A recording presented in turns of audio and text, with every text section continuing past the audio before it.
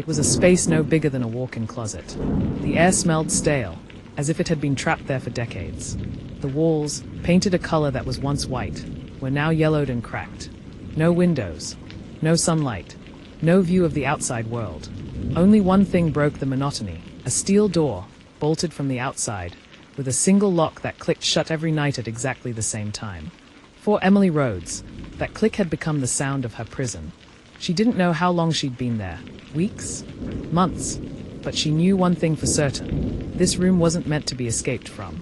It was designed to keep her in. And worse, she was starting to think it was designed to break her. Before the room, Emily had a life. She was 27, an art teacher in a small suburban town, someone who loved painting landscapes in her spare time.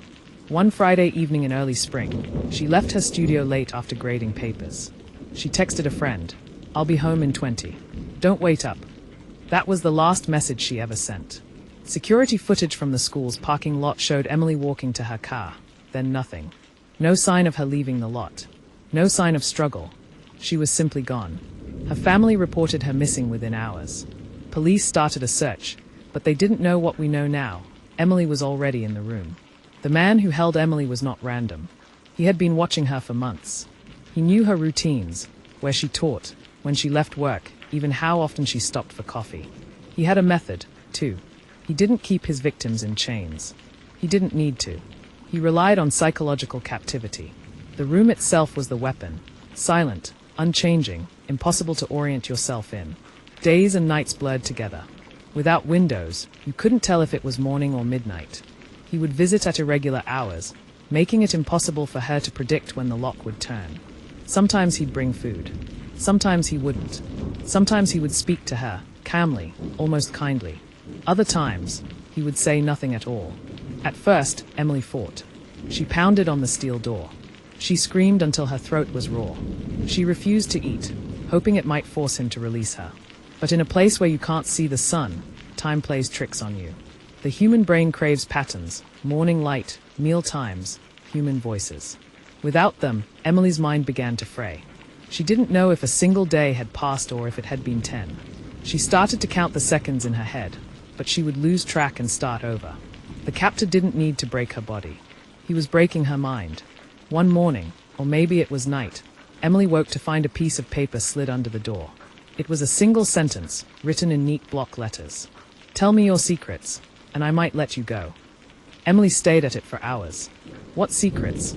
She had none worth keeping. She slid the paper back under the door, blank.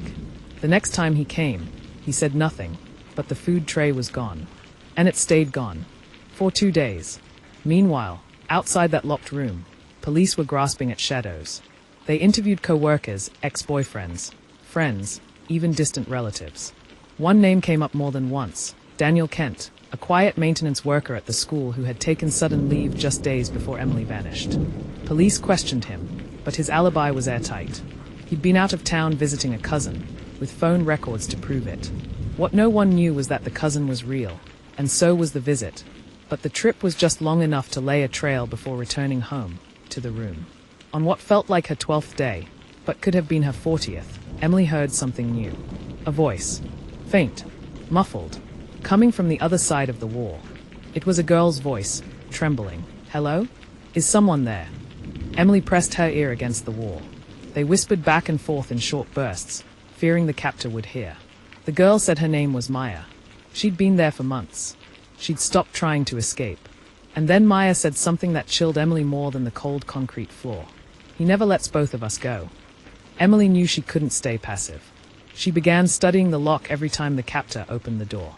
It was an old, heavy deadbolt, the kind you couldn't open without a key. But sometimes, she noticed, he didn't turn the lock all the way before leaving. One day, she tried the handle, and it moved, just slightly. Her heart raced. She stopped, afraid the sound would alert him. The idea took root. If she timed it right, she might open it without him knowing. But then she thought of Maya's warning. If she escaped, would that mean Maya's life was over? Emily began receiving more notes under the door. "What do you dream about? Who do you love most? If I gave you a knife, who would you use it on?" She didn't answer. She tore them up, shredded them until her fingers ached. The next time the door opened, the captor stepped in, not with food, but with a small tape recorder. He set it on the floor, pressed play, and left. Emily listened, and her blood ran cold. It was her own voice, recordings from her classroom, her car, even her apartment. For the first time, the captor spoke directly about her release. "I'll give you a choice," he said. "You stay here alone. Or I bring Maya into this room, and one of you leaves." Emily froze. She wanted to live, but she couldn't condemn another person to die. She asked him why. Why them? Why this? He smiled, just once, and said, "Because everyone has a breaking point. I'm just finding yours." The lock clicked shut, and Emily knew the next move she made would decide whether she'd ever see the outside world again. Emily didn't sleep that night. She lay on the cold floor, thinking about the choice she'd been given. Maya's voice still echoed in her mind. "He never lets both of us go." The next time the door opened, Emily asked him something she'd never dared before. "What happens if I refuse to choose?" He shrugged. "Then I choose for you." The implication was clear. If she stayed silent, Maya might be gone by morning. And that silence would be her decision just as much as a spoken word. Emily found a way to whisper through the wall again. Maya admitted something she'd never shared before. She had been the one in the room before Emily. And before her, there had been someone else. None of them made it out alive, except Maya. "I survived because I played his game," Maya said. "I told him what he wanted. I gave him someone else to take." The words hit Emily like a punch. Was Maya warning her, or trying to convince her to do the same? Days later, the door opened. No food tray, no words, just the sound of the lock turning, click, on the inside. Emily waited. Silence. She pushed the door in. It swung open. She stepped into a narrow hallway dimly lit by a single bulb. Her heart pounded. She took a step forward, and the hallway floor gave way into a small pit, not deep enough to injure, but humiliating enough to prove a point. Freedom was an illusion here. From somewhere above, his voice echoed, "Not yet." One morning, she found a new tape recorder on the floor. She pressed play. It wasn't her voice this time. It was Maya's. "She's not strong enough," Maya's voice said.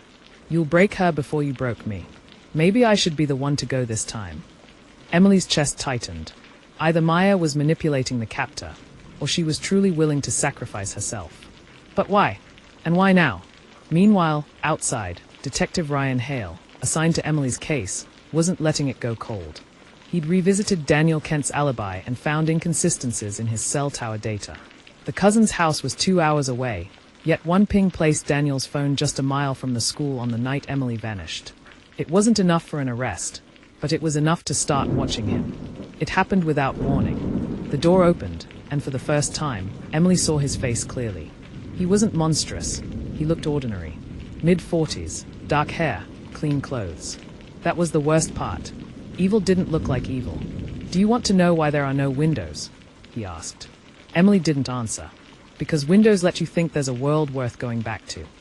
One night, the door opened again, but instead of food, Maya stepped in. Now they were together in the same space, sitting against opposite walls. Maya's eyes were sunken, her voice raspy.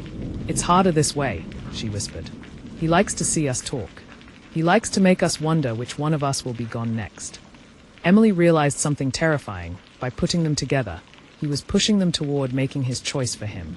Emily began to understand the captor's rhythm. Every time he wanted something, he created pressure between them. Hunger, cold, fear.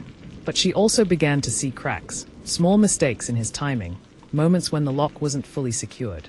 She whispered her plan to Maya, "We can both get out."